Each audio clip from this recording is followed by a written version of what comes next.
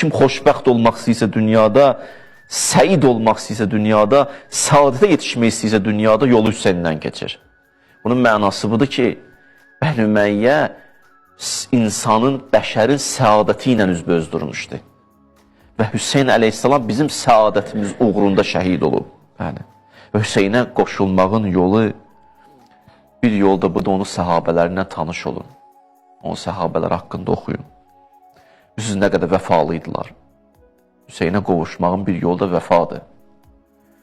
Adam dini, ilahi, insani dəyərlərdə Allaha vəfalı olan bir yolu budur. Vəfa, vəfa. Bəşir ibn Həzrəmi var idi. Aşura günü ya səhəri idi, ya ondan bir gün qabaq idi. İmam Hüseynin yanında idi. Bir nəfər o tərəfdən gəldi, görüşdü Bəşir ibn Həzrəmi ilə. Gördü xeymədə. Dedi, sən burada neynirsən? Dedi, nə üçün ki? Dedi, səni balavı tutublar Rey şəhərində. Gəl gedək, birlikdə onu azad eləyək. Biraz pul sən tap, mən də tapım, kömək eləyək. Bəşir bir üstünə dedi, Bəşir qayıtdı ki, tutaq ki, getdik, balamı da azad elədim.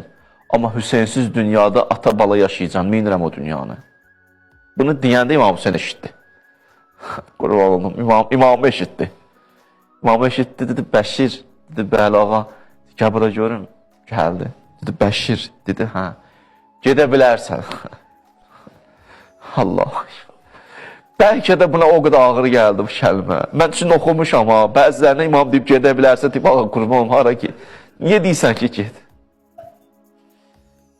Bəşir, gedə bilərsən ha. Bəşir bir də tarixi söz deyib, o söz onun sözdür, mən bilirsiniz yoxsa, bu ona aiddir. Bilirsiniz nə dedi? Dedi, Hüseyin, məni diri-diri parçalasın. Bu səhrada yırtıcı heyvanlar, əgər bir addım, bir qədəm səndən o tərəfə getsən, balam da sənə qurban, mən də sənə qurban.